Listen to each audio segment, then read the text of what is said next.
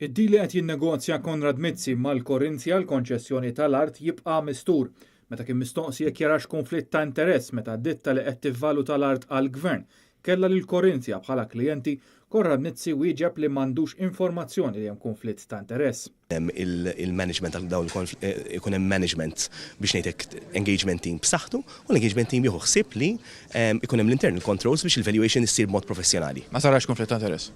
Mhux qed nara m'għandix informazzjoni li hemm xi konflitt. Dwar il-periklu li d-deal li qed jagħmel jammonta l forma ta' state aid li hu projbit mir-regolamenti tal-Unjoni Ewropea u jekk jarax li dan hu trattament preferenzjali għas pejjeż ta' ħaddieħor, il-Ministru Konrad Mizzi wieġeb li dak li se jsir se jkun b'rispett lejn ir-regolamenti Ewropej. Ma taħsibx li dan huwa forma ta' state aid li ħajżvantaġġa lil ħaddieħor apparti li ovvjament imur kontra regolamenti Ewropej?